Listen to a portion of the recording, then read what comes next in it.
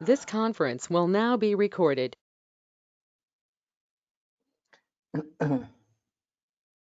अद्य सोमवासरः अथवा इन्दुवासरः भाद्रपद कृष्ण नवमी दिनांक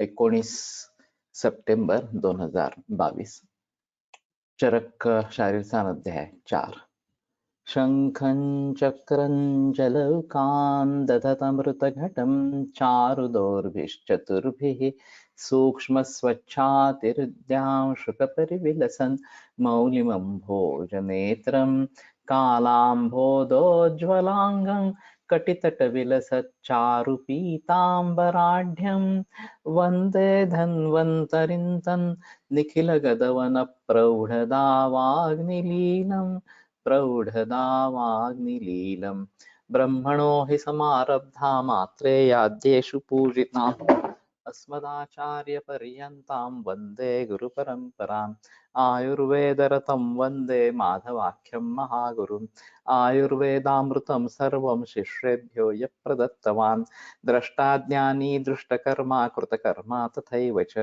अध्यापकोऽभिषक्श्रेष्ठो महान् संशोधकस्तथा गुणैरेतैः समुदितैः यत्कार्यं प्रतनोति सः समृद्ध्यर्थं हि कार्यस्य वयं नु प्रयतामहे सरस्वत्यै नमो यस्याः प्रसादात् पुण्यकर्मभिः बुद्धिदर्पणसङ्क्रान्तं जगदध्यक्षमीक्षते आत्रेयं प्रथमं वन्दे आयुर्वेदजगद्गुरुम् आयुर्वेदामृतं सर्वं गृहीत्वा हि सुरेश्वरात् अग्निवेशादिकेभ्यो यत्प्रयच्छत् मुनिसत्तमः प्रथमं तन्त्रकर्तारम् अग्निवेशं नमाम्यहम्।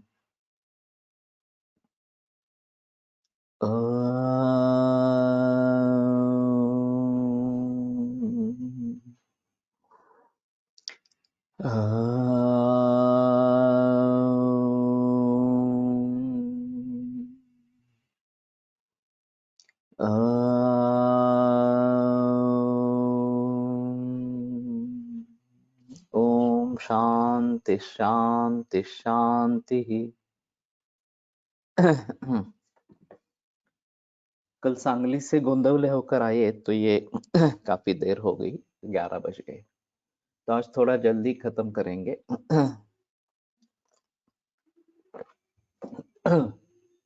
यत्तु कार्त्स्नेन अविनश्यन् विकृतिमापद्यते तदनु व्याख्यास्यामः।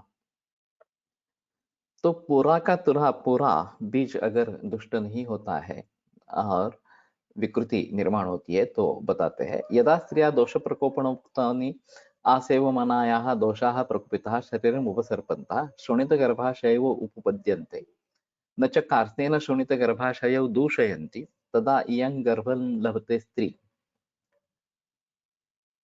कि दोष प्रकोपण उक्तानि आसेवमानायाः स्त्रियाः, दोष प्रकोपण के कारण जो भी बताए गए हैं उनका सेवन करने वाली स्त्री में दोष प्रकुपित होकर शरीर उपसर्पन्तः, शरीर में फैलते हुए शोणित गर्भाशय उपपद्यन्ते, तो रक्त और गर्भाशय ये दोनों तक पहुंच जाते हैं।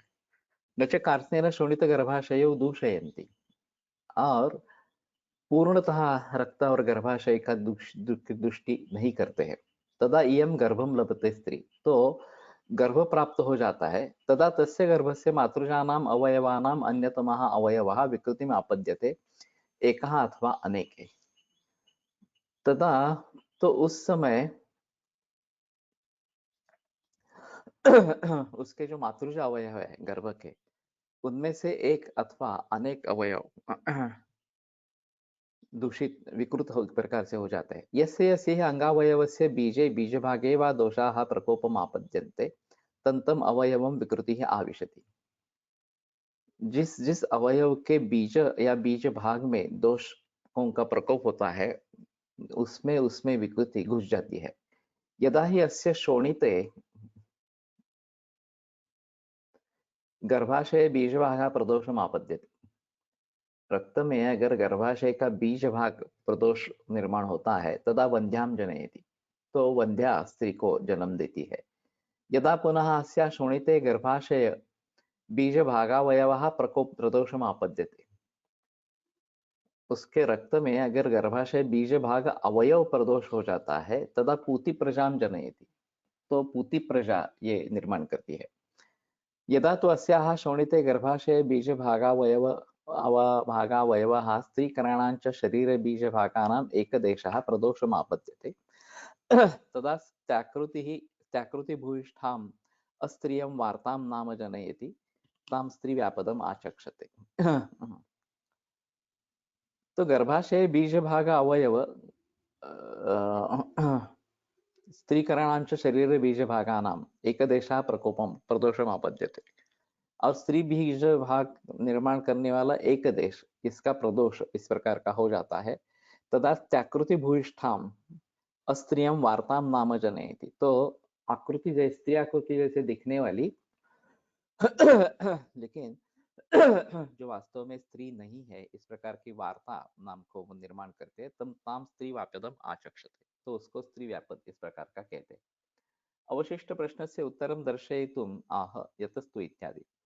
अत्र अविनश्यन् इत्यत्र विनाशेन विकृतिः अभिप्रेता, विकृतवपि विनाशशब्दो दृष्टः, यथा असत्शीलत्वेन विकृते पुरुषे विनष्टोऽयम् इति व्यपदेशः। तो अविनश्यन् इसमें विनाश इससे भी विकृति अभिप्रेत है, और विकृति के लिए भी विनाश शब्द बताया जाता है। असत्शीलत्वेन विकृते पुरुषे विनष्टोयम, तो नष्ट हो गया, इस प्रकार का प्रयोग किया जाता है असत्शील होने वाले पुरुष में। एवं च सति एकदेशेनापि विकृतौ विनाश शब्द दर्शने कास्नेन इति विशेषणं युक्तं भवति। तो एकदेश की विकृति होने पर भी विनाश शब्द दर्शन जो बताया गया है, तो कार्त्नेन इति विशेषणं युक्तं भवति, तो सभी का सभी अगर दुष्ट हो जाता है तो विनाशी हो जाता है, इस प्रकार से। दोष प्रकोपणेन एव दोष प्रकोपण सेवायां लब्धायां पुनः दोष प्रकोपण प्रणोक्तानि आसेवमानायाः इति विधं दोषाणां स्वहेतु सेवया बलवन्तं प्रकोपं दर्शयितुं परहेतु सेवयापि हि स्तोकमात्रया अनुबंध रूप दोष प्रकोपो भवति, यथा अम्लेन पित्तं जन्यमानं श्लेष्मानुगतं जन्यते, न तु कार्त्स्नेन दूषयन्ति इति वचनेन कार्त्स्नेन दुष्टो गर्भजन्म एव न भवति इति दर्शयति। ये थोड़ा अजीब है कि दोष प्रकोपणेन एव दोष प्रकोपण सेवायां लब्धाव्याम, दोष प्रकोपण अगर बताते हैं तो जाहिर है कि उसके हेतु हुए हैं, इसलिए दोष प्रकोपण हुआ है, इस प्रकार से। पुनः दोष प्रकोपणोक्तानि आसेवमानाय इति पदं दोषाणां स्वहेतु सेवया बलवन्तं प्रकोपं दर्शयितुं, तो द्विर्बद्ध इस प्रकार का हो गया कि दोष प्रकोपणोक्त जो हेतु है उनके आसेवन करने से दोष प्रकोपण होने पर, इस प्रकार से।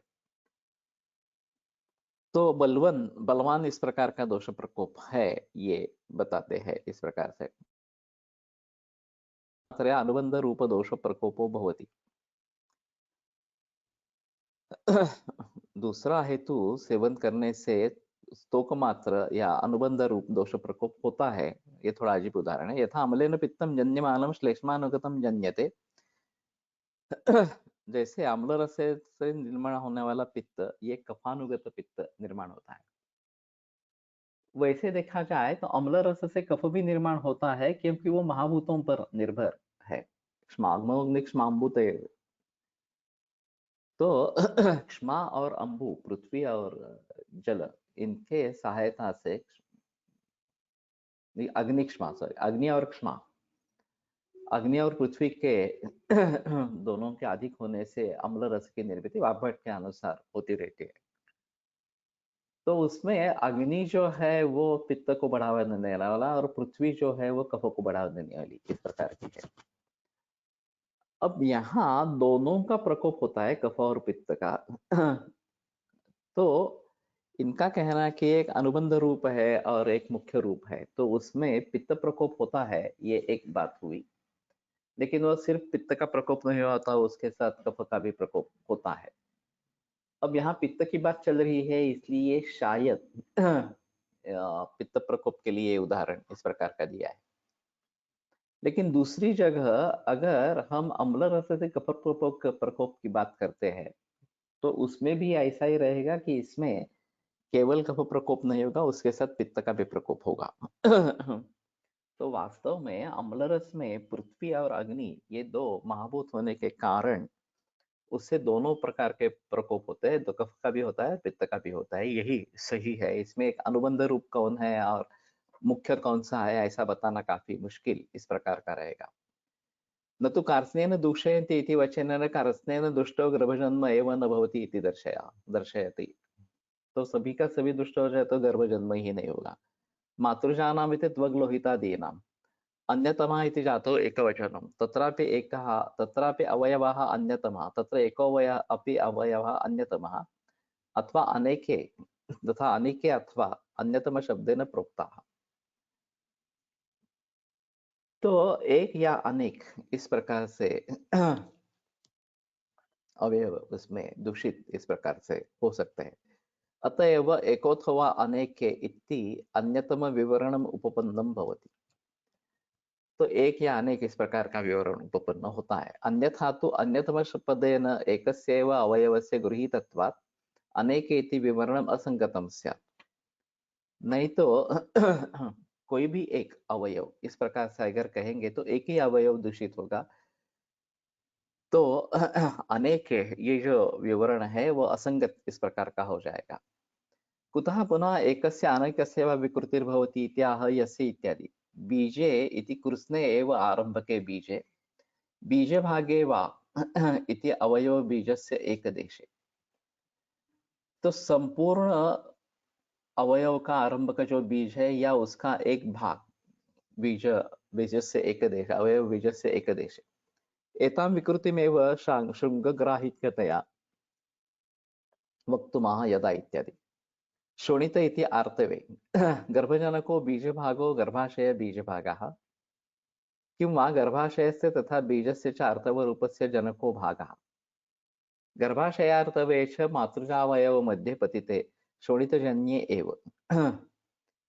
गर्भाशय और आर्तव ये दोनों मातृजावयव में पठित है, वहां पे बताए गए हैं, और शोणितजन्य एवं ये दोनों शोणित यानी कि आर्तवजनित इस प्रकार के। एते तेन आर्तवेतर बीज भाग से दृष्टि उपपन्ना। तो आर्तव को छोड़कर बीज भाग की दृष्टि ये उपपन्न है। आर्तवञ्च यद्यपि 12 वर्षात् ऊर्ध्वं व्यज्यते तथापि आर्तवोत्पत्तिः गर्भकाले एव भवति। आर्तव जो है वो 12 साल के बाद दिखाई देता है, व्यक्त होता है, तथापि आर्तवोत्पत्ति ही गर्भकाले एव भवति। फिर भी आर्तवोत्पत्ति जो है वो गर्भकाल में ही होती है। ये न सतामेव आर्तव दंतश्मश्रु प्रभृतीनां काले व्यक्तिर्भवति। तो ये मौजूद होते हैं और योग्य काल में ये जो सभी सेकेंडरी सिक्स कैरेक्टर्स है ये निर्माण इस प्रकार के होते हैं। तेन आर्तवारंभकस्यापि बीजस्य गर्भकाले प्रदोषः उपपन्नः। तो आर्तवारंभक इस प्रकार का बीज का भी गर्भकाल में प्रदोष ये उपपन्न हो जाता है। प्रदोष इत्यत्र प्रशब्देन दृष्टि प्रकर्षः प्रकृष्ट बंध्यता रूप कार्य जननम दर्शयति। तो दृष्टि प्रकर्ष प्र का कभी कभी प्रगत इस प्रकार से या एडवांस इस प्रकार से कहा जाता है। तो प्रगत दृष्टि या ज्यादा प्रकर्षण दृष्टि इस प्रकार से बताई जाती है। गर्भाशय से तथा आर्तवस्य च उपघातेन स्त्रिया वंध्यत्वं व्यक्तमेव।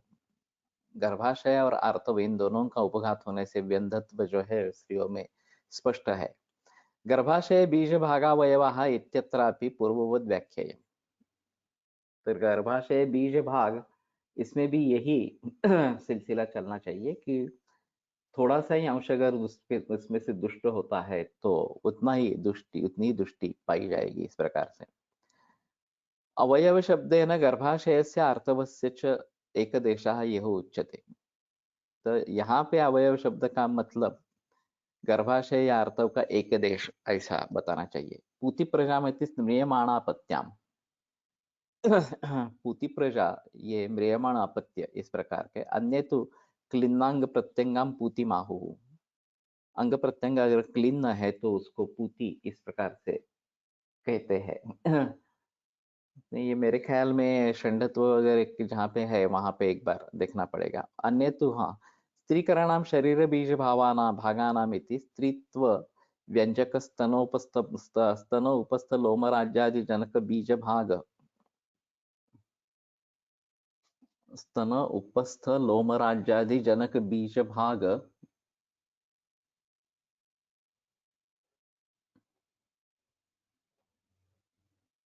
भागानाम् अस्त्रियमिति असम्पूर्ण स्त्रीलक्षणां वार्तां नाम वार्ता संज्ञा शास्त्र समय कृता स्त्री व्यापद इति स्त्री निमित्त आर्तव दोष कृता व्यापद। तो स्त्री भावों का निमित्त कारण जो आर्तव उसके दोष के कारण निर्माण हुआ। एवं ताम पुरुष व्यापदम आचक्षते इत्यत्रापि पुरुष व्याख्यया पुरुष व्यापद व्याख्यया। और आगे पुरुष की बात करते हैं तो उसमें भी पुरुष व्यापक इस प्रकार का कहना है। अब इसमें यदा स्त्रियाः दोषप्रकोपणाक्तानि आसेवमानाः दोषाः प्रकुपिताः शरीरमुपसर्पन्ताः शोणितगर्भाशयो उपपद्यन्ते न च कार्त्स्नेन शोणितगर्भाशयौ दूषयन्ति तदा इयं गर्भं लभते स्त्री तदा तस्य गर्भस्य मातृजानाम् अवयवानाम् अन्यतमः अवयवः विकृतिम् आपद्यते एकः अथवा अनेके। तो अवयवः एकः ऐसा अगर जोड़ लेंगे तो जो चक्रपाणी दत्त ने काफी उसके बारे में उल्टा सुल्टा किया है वो करने की शायद जरूरी नहीं पड़ेगी इस प्रकार से। इसमें दो चीजें मेरे ख्याल में महत्वपूर्ण है। ये द्विवचन है। शोणित गर्भाशयो उपपद्यन्ते। आकुतव या रक्त और गर्भाशय इन दोनों के यहाँ पहुंच जाते हैं। न च कार्त्स्नेन शोणित गर्भाशयौ दूषयन्ति। फिर भी आगे द्विवचन है कि पूर्णतः रक्त और गर्भाशय इन दोनों की दुष्टि नहीं करता। तदा यं गर्भम लभते स्त्री। अभी ये जो स्त्री इसमें इन्वॉल्व हुई है उसके बारे में सब बहस चल रही है। तो योनि गर्भाशयस्थं चेत पित्तम संदूषयेद असृक। ये जो सा असृजा मतलब इस प्रकार की असृजा योनि व्यापक बताई गया है। तो योनि गर्भाशयस्थम चेत पित्तम, इसमें चेत का अन्वय कहाँ पे लगाना है, ये एक बड़ी अजीब बात इस प्रकार की होती है। योनि गर्भाशयस्थम पित्तम असृक संदूषयेद चेत एक अन्वय हो सकता है। पित्तम योनि गर्भाशयस्थम चेत असृक संदूषयेद चेत इस प्रकार की द्विरुक्ति की जाती है। तो ये योनि गर्भाशयस्थ का होना पित्त का और फिर उससे रक्त की दुष्टि इस प्रकार की होना। इसमें केवल रक्त की दुष्टि इस प्रकार की है, आर्तव की दुष्टि है, गर्भाशय की दुष्टि के बारे में बात नहीं की गई। यहाँ गर्भाशय और आर्तव ये दोनों दुष्ट होते हैं। द्विवचन से बात स्पष्ट होती है कि दोनों दुष्ट होते हैं, तभी ये व्यापक इस प्रकार के निर्माण होते हैं, स्त्री व्यापक जिनको कहेंगे। उसमें दूसरी एक बात ऐसी है कि पूरा का पूरा रक्त और गर्भाशय दुष्ट हो जाए तो गर्भ नहीं होगा, गर्भधारणा ही नहीं होगी। लेकिन न च कार्त्स्नेन शोणित गर्भाशय दूषयन्ति, जब पूर्णतः गर्भाशय और शोणित रक्त की दुष्टि नहीं होती है तदा इयं गर्भम लभते स्त्री, तो गर्भधारणा होती है। तदा तस्य गर्भस्य मातृजानाम अवयवानाम अन्यतमः अवयवः एकः विकृतिमापद्यते अनेके वा विकृतिमापद्यन्ते। तो मातृजा अवयव है उनमें से एक अवयव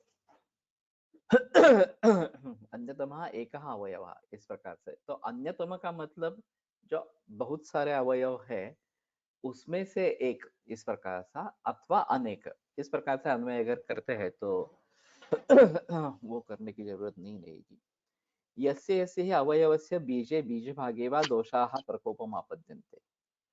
जिस जिस अवयव या बीज भाग में दोषों का प्रकोप होता है तम तम अवयव विकृति ही आगच्छति। अब ये गर्भ की बात की जा रही है कि शुक्र शोणित संयोग हो गया और ये स्त्री बीज में इस प्रकार की विकृति होने के कारण और गर्भाशय में विकृति होने के कारण जो अवयव का बीज प्रकार था उसमें दोषों का प्रकोप हो जाएगा, तम तम अवयव में विकृति ही आविशति, उस अवयव में विकृति का प्रवेश होता। अभी जेनेटिक्स की बात जो की जाती है और उसमें जेनेटिक स्टडी अभी कैंसर मरीजों में काफी किए जाते हैं। कैंसर का और जेनेटिक ओरिजिन है क्या ये देखने के लिए। तो और जब कंजेनाइटल विकृतियां इस प्रकार की होती है, चाहे एएसडी बीएसडी वगैरह इस प्रकार के हो या क्लेफ्ट ये ओष्ठ जो है वो फटे हुए इस प्रकार के हो, ये कॉमनली दिखाई देने वाले इस प्रकार के है। और बाकी भी जहां जहां इस प्रकार से गर्भ से लेकर विकृतियां निर्माण हुई है, वहां सभी जगह उस अवयव की दुष्टि हो गई, दोष प्रकोप वहां पे हो गया। और ये केवल रक्त की दुष्टि नहीं है, गर्भाशय की भी दुष्टि है। ये एक इसमें अहम मुद्दा है। अभी तो मॉडर्न मेडिसिन केवल बीज दुष्टि को ही पकड़ कर चल रही है, उसमें गर्भाशय की दुष्टि होती है, ये बात मॉडर्न मेडिसिन में सोची नहीं जाती। और अगर होती है तो वो किस प्रकार से होती है, क्या हम उसको सोनोग्राफी स्कैन वगैरह के जरिए देख सकते हैं क्या, ये एक अलग बात इस प्रकार की होगी। लेकिन इस प्रकार की कोई बहस अभी तो नहीं है। अब सब सोनोग्राफी की जाती है और एनोमली स्कैन भी किया जाता है अभी। बहुत सारे उम्र बढ़ गई है तो एनोमली स्कैन बहुत ही कॉमन इस प्रकार का हो गया है। तो ऐसे हालत में गर्भ के बारे में सभी सोचा जाता है, लेकिन गर्भाशय की दुष्टि हुई है नहीं हुई है इसके बारे में कोई बहस नहीं की जाती। तो हमारे हिसाब में एक अहम मुद्दा इस प्रकार का रहेगा कि केवल बीज की ही दुष्टि होगी ऐसा नहीं है। गर्भाशय की भी दुष्टि होती है इस प्रकार से। दूसरी बात जो है, जैसे शुक्र के बारे में सीमेन एनालिसिस होता है और फिर मोटिलिटी देखी जाती है, काउंट देखा जाता है, विकृत फॉर्म कितने हैं ये देखे जाते हैं वगैरह वगैरह। उस प्रकार से आर्तव के बारे में दुष्टि है या नहीं है ये कैसे समझेंगे। तो आर्तव निर्माण ही नहीं हो रहा शोणित इस प्रकार से, अनओव्यूलेटरी साइकिल इस प्रकार से है, ये एक बात हो सकती है। तो गर्भधारणा होने के कोई चांसेस नहीं है। उसके आगे चलकर आर्तव निर्माण हुआ है, स्त्री बीज निर्माण हुआ है, ओवम निर्माण हुआ है, बढ़ नहीं रहा, ये एक बात हो सकती है। ये बढ़ नहीं रहा है तो उसको बढ़ाने के लिए हार्मोन देने हैं ऐसा अभी एलोपैथी में सोचा जाता है। हमारे हिसाब से क्या करना है अलग बात इस प्रकार की रहेगी। और फिर बढ़ रहा है, बढ़ ही रहा है, रप्चर नहीं हो रहा, ये भी एक अलग बात इस प्रकार की होती है। तो जब तक रप्चर नहीं होगा तब तक चांसेस नहीं है, और ऐसा ही बढ़ता जाएगा तो फिर पॉलिसिस्टिक ओवेरियन डिसीज के लिए चला जाएगा, उसका सिज बन जाएगा इस प्रकार से, और वो ओवरी में ही उसका संचय होगा। और फिर इस हालत में ओवरी का साइज जो उपयुक्त साइज है वो कम होता जाएगा इस प्रकार से। और पूरी ओवरी इस प्रकार से अगर भर जाती है सिस से तो पॉलिसिस्टिक ओवेरियन डिसीज इस प्रकार का पीसीओडी माना जाएगा। अब इसको फोड़ने का भी प्रयास किया जाता है, सिस को फोड़ने का इस प्रकार से। तो कहने का तात्पर्य अर्थ ये है कि ये सभी हम आर्तव दृष्टि से ले सकते हैं। गर्भाशय की दृष्टि हो रही है या नहीं हो रही है इसके बारे में हमें कैसे सोचना है। और ये दोनों होंगे तो गर्भ में विकृति इस प्रकार की निर्माण होगी, दोनों नहीं होंगे तो गर्भ में विकृति नहीं होगी। अभी की सोनोग्राफी गर्भाशय के बारे में कुछ बताते नहीं है। ज्यादा से ज्यादा हम क्या देख सकते हैं कि एंडोमेट्रियल थिकनेस कितना है, इस प्रकार से। और साइकिल का कौन सा डे चल रहा है वगैरह वगैरह, इस प्रकार के उस हिसाब से गर्भाशय्या अच्छी तरीके से तैयार हुई है नहीं हुई है, ये एक बात हम सोच सकते हैं। फिर भी गर्भाशय की दृष्टि दोष प्रकोप के द्वारा होती है, ये एक थोड़ा सा देखने का इस प्रकार का मुद्दा है। और दोष प्रकोपोक्तानि आसेवमानायाः प्रकोपिताः दोषाः, ये जो बताया गया है, तो ये दोष प्रकोपण हेतु क्या है, ये एक अहम मुद्दा इस प्रकार का रहेगा। तो अभी रजस्वला परिचर्या ये एक अहम मुद्दा सामने आ रहा है। और रजस्वला परिचर्या का पालन नहीं होता और वो करना भी नहीं चाहते औरतें, ये भी अभी बात हो गई। हम स्वतंत्र है और ये नेचुरल प्रोसेस है, तो ऐसा क्या उसमें सोचना है वगैरह वगैरह, इस प्रकार से भी बताया जाता है। तो वेणुमाधव शास्त्री जोशी कहा करते थे कि ये एक प्रकार का शोधन है, रजस्वला अवस्था एक प्रकार का शोधन है। गते पुराणे रजसी नवे चावस्थिते, ये जो बात होनी चाहिए, तो गते पुराणे रजसी ये अच्छे तरीके से होना चाहिए। इसलिए हमें चाहिए कि फ्लो अच्छा हो, यानी कि ज्यादा हो ऐसा नहीं, लेकिन जितना योग्य होना चाहिए, स्कैंटीमेंसेस तो नहीं होने चाहिए। फाइब्रॉइड्स,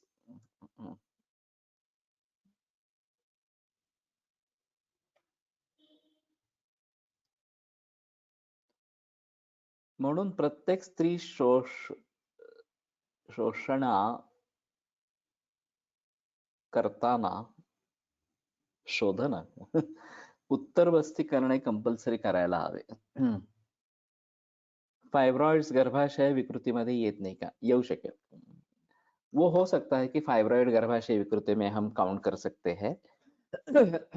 इसमें भी इंट्राम्यूरल और एक्सटर्नल दो प्रकार के हैं। इंट्राम्यूरल ज्यादा खतरनाक इस प्रकार के हैं। और जिनमें भी ज्यादा ब्लीडिंग होता है, वो इंट्राम्यूरल में ज्यादा ब्लीडिंग होता है। बाहर अगर फाइब्रॉइड्स है तो उसका प्रेशर बना रहता है और ये शूल ज्यादा इस प्रकार का होता है। तो फाइब्रॉइड्स को ले सकते हैं इस प्रकार से। लेकिन ये भी देखा गया है कि फाइब्रॉइड्स है तो भी प्रेगनेंसी रहती है। फाइब्रॉइड्स का आकार कितना है, साइज कितना है और कितने फाइब्रॉइड्स है, ये भी मायना रखते हैं। और फिर उसमें अगर प्रेगनेंसी हो जाती है तो जनरली गर्भ बढ़ता रहता है, फाइब्रॉइड्स नहीं बढ़ते हैं। ऐसा है। और फिर नॉर्मल या सिजेरियन सेक्शन से डिलीवरी हो सकती है, ज्यादा आपत्ति आती है, ऐसा देखा नहीं जाता। तो फाइब्रॉइड की विकृति सोनोग्राफी में दिख सकती है, लेकिन इसके अलावा भी गर्भाशय की दृष्टि इस प्रकार से होना, ये अहम मुद्दा इस प्रकार का रहेगा। स्निग्धं वान्तं विरिक्तं च निरूढ़ मनवासितं संयोजयत शुक्रदोषार्थम सम्यक उत्तर बस्ती, ये वाग्भट का कहना है। तो स्नेहन स्वेदन और फिर वांत विरिक्त और बस्ती ये करने के बाद उत्तर बस्ती भी देने हैं, ऐसा वाग्भटाचार्य कहना है। और ये शुक्र दृष्टि के लिए बताया गया, शुक्र दोषार्थ इस प्रकार से। तो इसमें गर्भाशय की विकृति है या नहीं है, इसके बारे में बहस नहीं है। तो एक अहम मुद्दा रहेगा कि हम गर्भाशय में भी किसी प्रकार की विकृति होती है, ये अगर समझ सकते हैं तो ज्यादा अच्छा रहेगा। और उसका मूल कारण रजस्वला परिचर्या का पालन नहीं है, ये एक अहम मुद्दा इस प्रकार का है। तो आर्तव के बारे में भी बताया जाता है कि धौतं यच्च विरज्यते, कि धोने के बाद जिसका रंग निकल जाता है इस प्रकार से, वो आर्तव शुद्ध इस प्रकार का बताया गया है।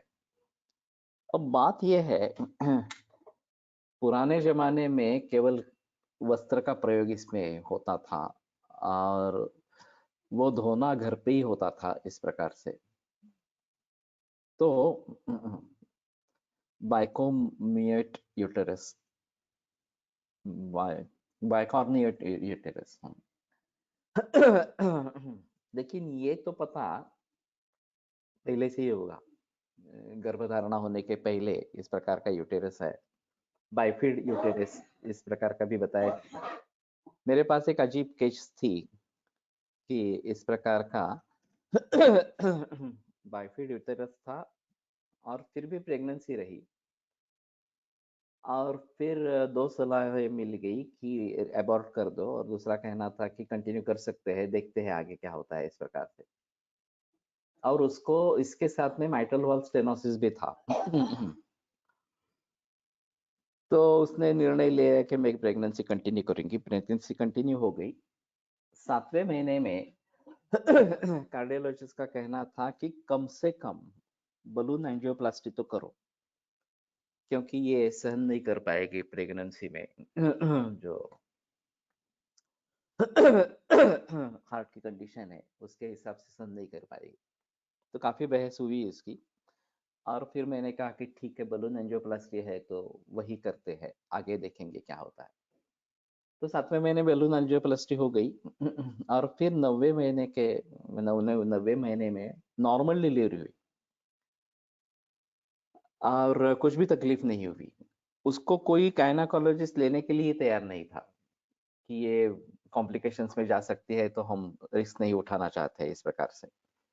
तो अंतिमतः केईएम अस्पताल ने उसको दाखिल कराया और नॉर्मल डिलीवरी हो गई। ये अजीब इस प्रकार की बात थी। तो बाइफिड या इस प्रकार का यूटेरस ये पहले से ही होगा। फाइब्रॉइड भी वैसे गर्भधारण होने के पूर्व ही पता चलता है इस प्रकार से, और इसको हम शायद गर्भाशय की विकृति इस प्रकार से कहते हैं। तो दोष प्रकोपणानि आसेवमानायाः दोष प्रकोप जो कारण है उनका सेवन करने वाले स्त्री में इस प्रकार से ये बताते हैं। और शोणित गर्भाशय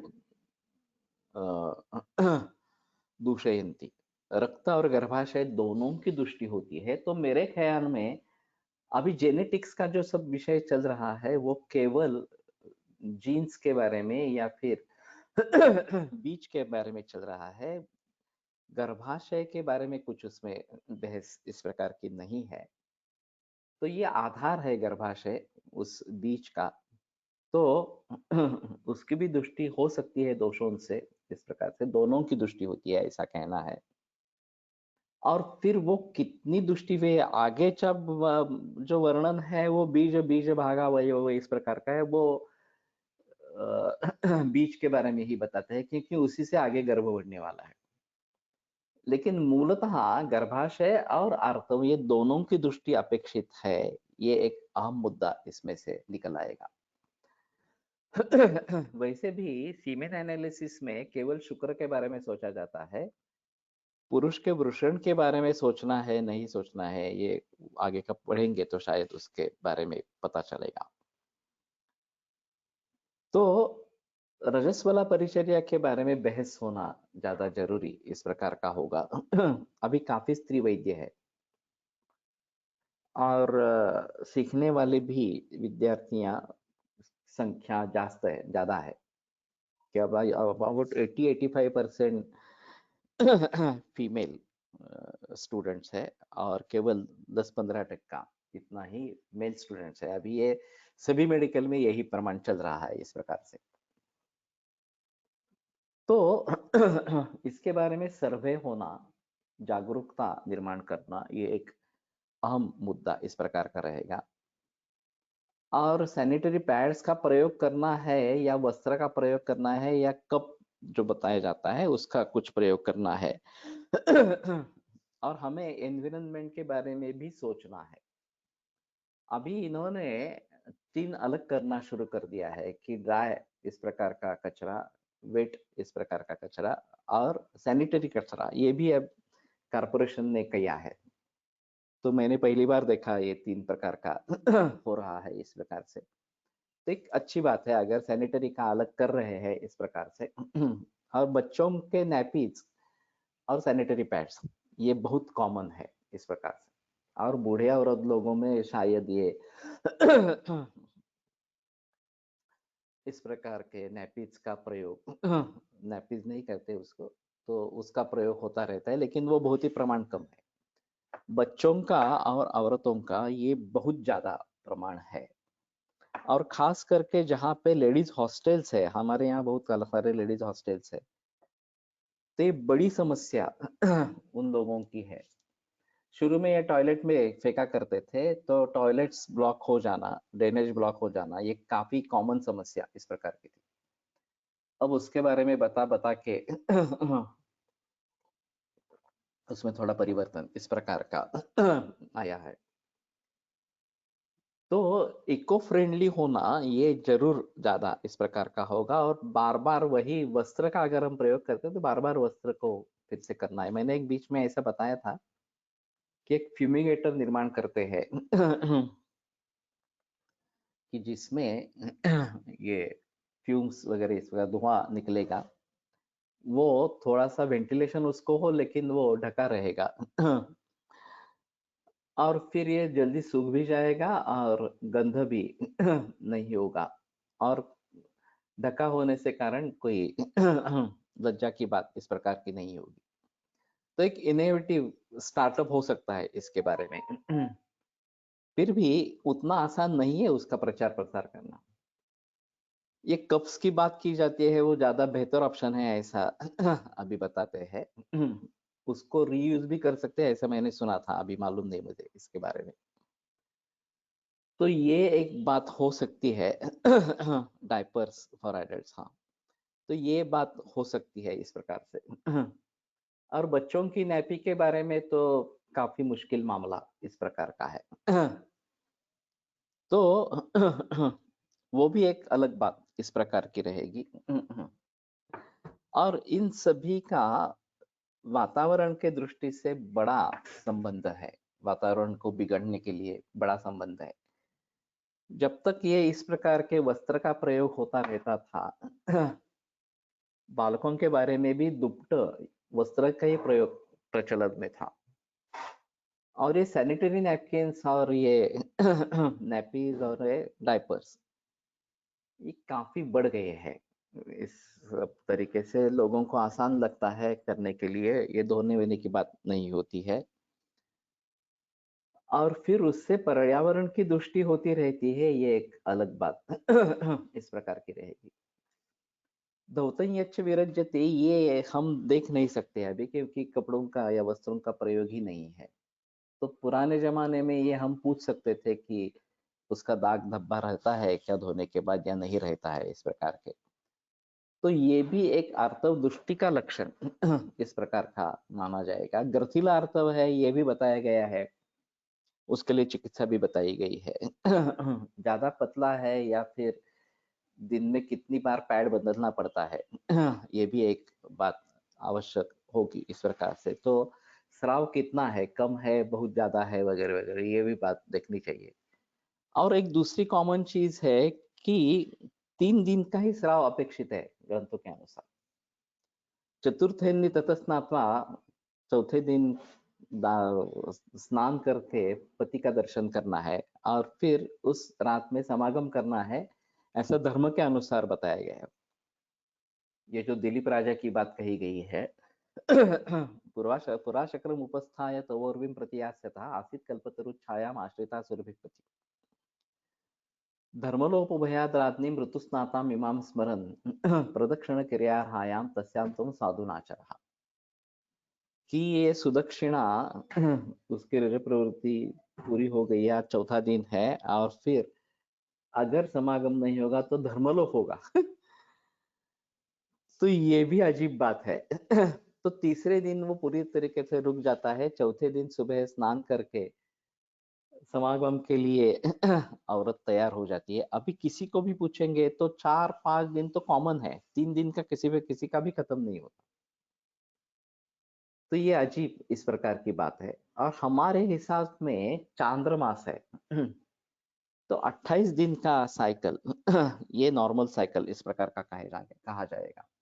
उससे पहले उसके बाद में ये विकृतियां इस प्रकार की रहेगी। और उसमें अगर इस प्रकार की बात होती है कि बहुत ज्यादा प्रमाण है, बहुत कम है, ग्रथिल है, तो ये सभी आर्तव के दुष्टि के लक्षण हम कह सकते हैं। तो जब हमारे लिए हमारे पास वंध्यत्व के लिए लोग आते हैं, तो पूरी हिस्ट्री तो ले लेते हैं और इसमें मेंस्ट्रुअल साइकिल की हिस्ट्री भी ली जाती है। तो अगर इसमें विकृतियां हैं कि आर्तव के बारे में, ग्रथिला आर्तव है, बहुत ज्यादा स्राव है, 3 दिन में रुक रुक नहीं रहा, इस प्रकार से है, तो समझ लेना चाहिए कि विकृति है, पहले उसको ट्रीट ट्रीट करो। पंचकर्म करेंगे, उत्तर बस्ती करेंगे, उससे भी ठीक होगा, लेकिन भीतर अन्य दवाइयां भी होगी और दोष प्रकोप किन कारणों से हुआ है, उन दोष प्रकोप को प्रकोप के कारणों को टालना है। दोष विपरीत इस प्रकार की हेतु प्रत्यनी कुछ कुछ चिकित्सा इस प्रकार से करनी है, तो भली भांति हम उस दोष प्रकोप के बारे में सोच सकेंगे, उसके लिए चिकित्सा कर पाएंगे। और वैसे देखा जाए तो रसजम स्रवति त्र्यहम, ये बात बताया गया है कि रस से उत्पन्न होने वाला इस प्रकार का ये रज है, 3 दिन स्राव होना। और ऋतुस्तु द्वादश निशा पूर्वास तिसृ निदिता, ऋतुकाल जो है वो 12 रात्रि और पहले 3 जो है वो निंदित इस प्रकार के है। तो ऋतुकाल का भी आरंभ पहले दिन से ही होता है। अब बात यह है कि यहाँ ऋतुकाल का संबंध शुक्र से इस प्रकार का रहेगा। तो रस और शुक्र इन दोनों को देखना है। अब मैथुन के बारे में जो भी कुछ नियम बताए गए हैं, कितने दिन के बाद करना है वगैरह से लेकर रहस्य होना है वगैरह वगैरह, इस प्रकार से सभी जो बातें बताई गई है, वहां कुछ गड़बड़ है क्या, ये भी एक देखना पड़ेगा इस प्रकार से। और दूसरी बात, खाने पीने में जो भी चीजें हैं वो भी एक बार देखनी पड़ेगी। तो यहाँ तो लंघन का ही काफी निर्देश है रजस वाला अवस्था में इस प्रकार। तो उसमें लंघन पर्ण शरावे हस्ते व भुंजित ब्रह्मचारिणी, एक ब्रह्मचारी रहना है और पर्ण शराव या हस्त में लेके खाना खाना है। वो खाना दूसरे किसी को बनाना है या परोसना है। पुराने जमाने में बहुत सारे औरतें घर पे होती थी, तो किसी की इस प्रकार की रज प्रवृत्ति चल रही है तो उसको विराम होता था, बाकी लोग खाना बनाते थे और उसको ये छुआछूत की बात थी कि उसको छूते नहीं थे, इस प्रकार से ब्रह्मचर्य के हिसाब से ये शायद बताया गया होगा। तो ये तो अभी नहीं हो रहा कि न्यूक्लियर फैमिलीज है, एक ही दो ही औरतें घर पे है और माँ और बेटी दोनों की रज प्रवृत्ति होती रहती है इस प्रकार से हर महीने में। तो बच्ची अगर छोटी है तो वो तो खाना नहीं बनाती, और मर्द तो खाना बनाते ही नहीं है, जो ज्यादातर देखा गया है नहीं बनाते। पहले जमाने में इस प्रकार की हालत में अगर दूसरी कोई औरत घर में नहीं है तो मर्द खाना बनाते थे, ये बात थी, और पत्नी को भी देते थे और खुद भी खाते थे इस प्रकार से। लेकिन ये भी छूट गया है। ये परांजपे करके जो दापोली में है वैदिक, समीर परांजपे, वो BMS MD किया है, उसके उसके पिता जो है वो वैदिक करने वाले हैं, और उनका कहना है कि कम से कम रजस्वला स्त्री को खाने को स्पर्श नहीं करना है, खाना नहीं बनाना है। ये अगर होता है तो भी काफी अशुद्धियां दूर इस प्रकार की हो जाती है। इसका प्रचलन कैसे करेंगे मालूम नहीं अभी इस प्रकार से। अभी लड़कियों को खाना बनाना आना ये भी एक समस्या है। जब शादी निश्चित हो जाती है और पूछा जाता है कि खाना बना सकती हो क्या इस प्रकार से, तो कई देते हैं जवाब हाँ बनाती हूँ, बाद में पता चलता है कि उसको कुछ भी मालूम नहीं है। अगर सीख लेती है तो अलग बात इस प्रकार की है। लेकिन माँ का यह कर्तव्य रहेगा कि शादी से पूर्व उसको उसके बारे में तैयार करे। और फिर ये केवल लड़कियों के नहीं, लड़कों के लिए भी ये होना जरूरी है। मुझे मेरी माँ ने खाना बनाना सिखाया था, मैं अच्छी तरीके से खाना बना सकता हूँ, उसमें कोई संदेह की बात नहीं है।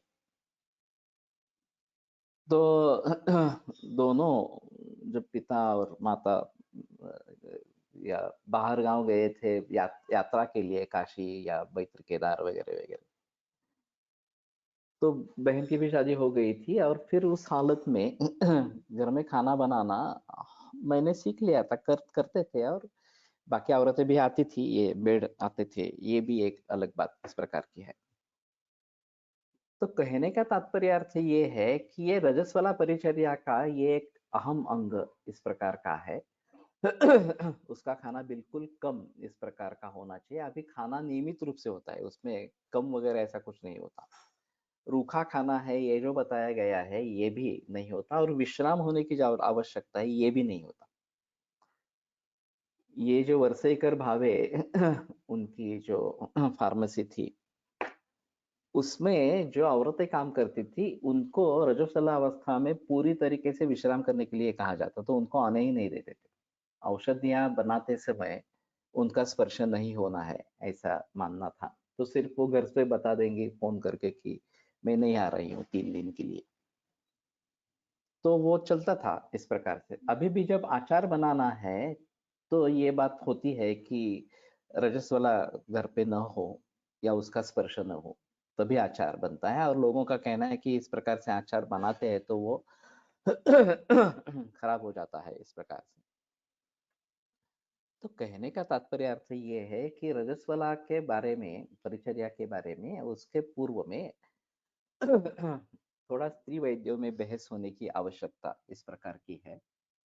और जो इसको पालने के लिए तैयार है, उनसे पहले आरंभ करें।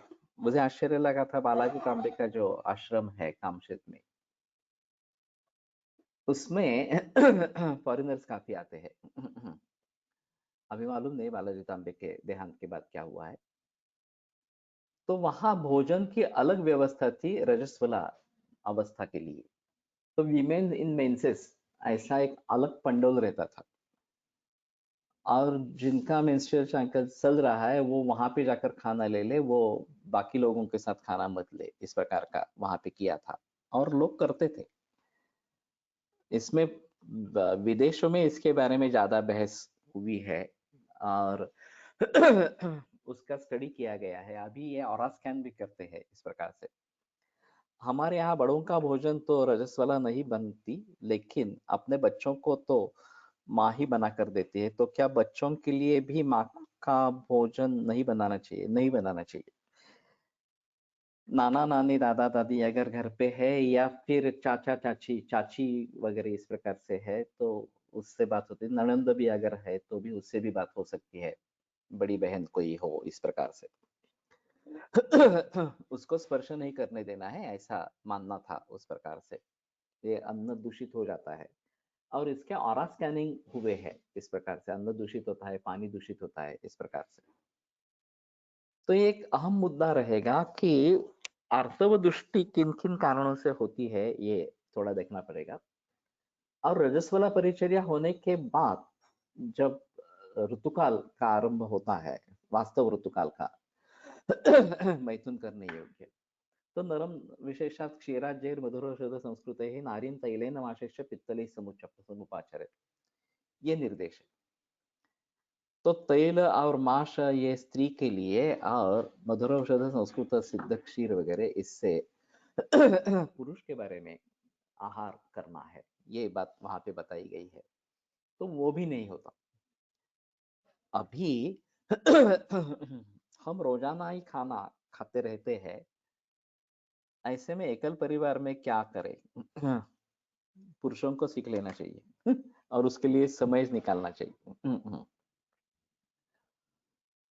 अभी बाकी ऑप्शंस भी है, बाहर खाना मिलता है अपनिकाशनम इस प्रकार से, तो बाहर से डिब्बा मंगवा सकते हैं, ये एक बात हो सकती है। वो अच्छा ऑप्शन नहीं है वास्तव में।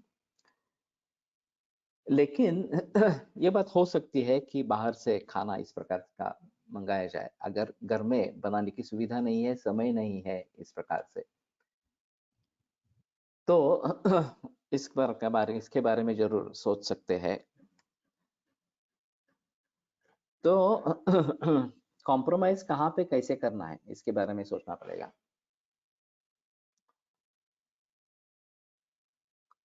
अभी उसको काम पे जाना है, कॉलेज के लिए जाना है, ये बातें भी टाल नहीं सकते। और फिर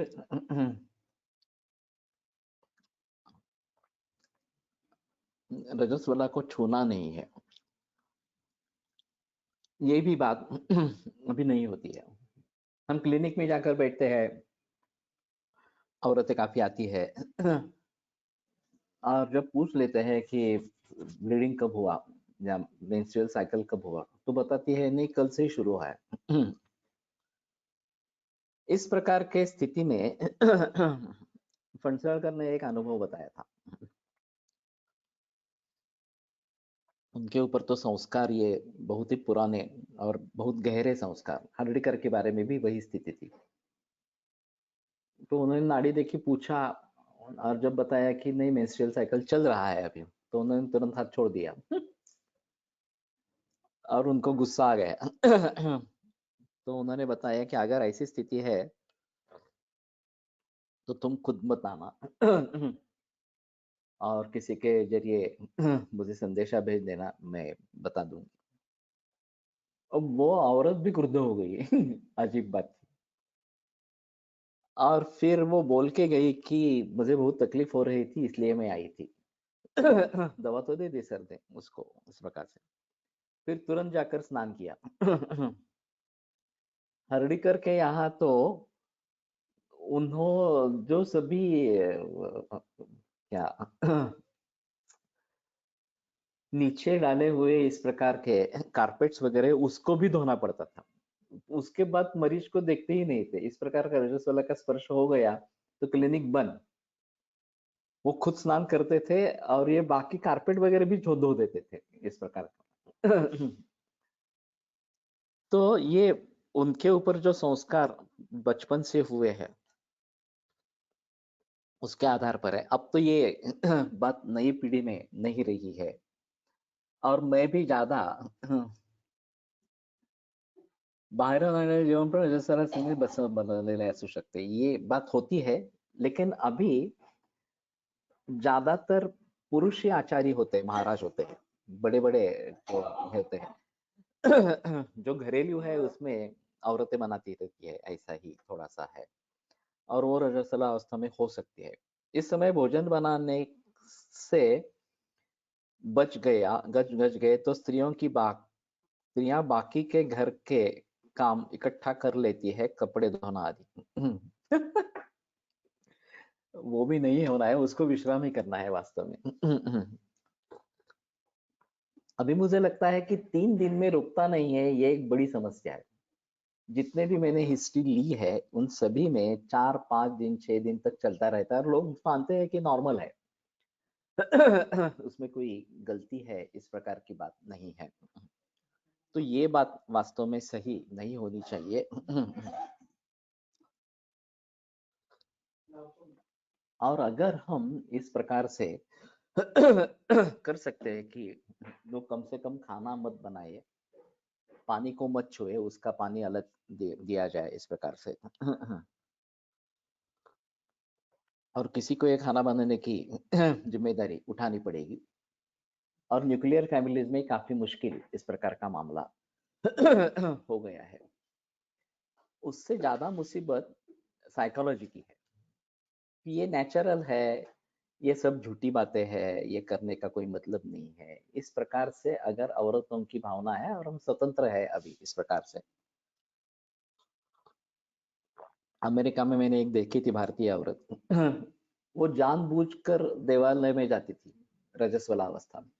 ये नेचुरल है, देव का दर्शन करने में क्या मतलब नहीं है इस प्रकार। तो ये स्वतंत्रता, ये एक अलग बात अभी हो गई है। और फिर उसके बारे में बहस की जाती है। तो अगर हम मानते हैं कि गर्भाशय की दृष्टि और आर्तव की दृष्टि इनके जरिए हो रही है, तो और ये पीसीओडी से लेकर वंध्यत्व की समस्याएं हो रही है, तो हमें इसके बारे में जरूर देखना पड़ेगा और हमें वैद्य वर्ग से ही पहले शुरुआत करनी पड़ेगी। जो भी औरतें अभी वैद्य है या बीएमएस हो चुकी है, एमडी हो चुकी है और आयुर्वेद की प्रैक्टिस कर रही है, मैं बाकी लोगों की बात नहीं कर रहा हूँ, आयुर्वेद की प्रैक्टिस कर रही है, शायद एक मंच बनाना पड़ेगा। व्हाट्सएप ग्रुप करे या नहीं करे ये एक अलग बात इस प्रकार की रहेगी। और फिर इसमें बहस होनी चाहिए, परिसंवाद होने चाहिए कि क्या कर सकते हैं, समस्याएं किस किस प्रकार की है और क्या क्या कर सकते हैं। तो ये अगर बहस होगी तो शायद हम सुधार लाने के लिए बारे में कुछ सोच सकेंगे। अगर ये बात नहीं होगी तो ये ऐसा ही सिलसिला चलता रहेगा। और हमारी छोड़ो, जिनमें प्रॉब्लम नहीं है वो अलग बात इस प्रकार की है, लेकिन जिनमें प्रॉब्लम्स है, वंध्यत्व की समस्या है या फिर स्राव ज्यादा कम हो रहा है, फाइब्रॉइड्स है वगैरह वगैरह इस प्रकार के, उनके बारे में तो सोचना ही पड़ेगा ना। उनके कारणों में ये अगर कारण है रजस्वला परिचर्या या ऋतुमती परिचर्या इस प्रकार के, तो उन कारणों को दूर करना, उसके बारे में समाज में सजगता लाना, यह हमारा ही काम इस प्रकार का रहेगा। और चैरिटी बिगिंस एट होम हमें शुरू से ही इसके बारे में सोचना इस प्रकार सा पड़ेगा। ठीक है, रुकते हैं, कल आगे बढ़ेंगे। आयुर्वेद प्रकांड निगदित इह हि शल्यतंत्र प्रधानः शिष्येभ्यः शाश्वतोऽयं निखिलजनकृपा व्याप्तचित्तेन येन आयुर्वेदस्य वाञ्छन् पुनरपि भुवने ताञ्च सुष्ठु प्रतिष्ठां श्रेष्ठं धन्वन्तरिं तं प्रणमति च सदा वैद्यवर्गो हि नूनम् वैद्यवर्गो हि नूनम्।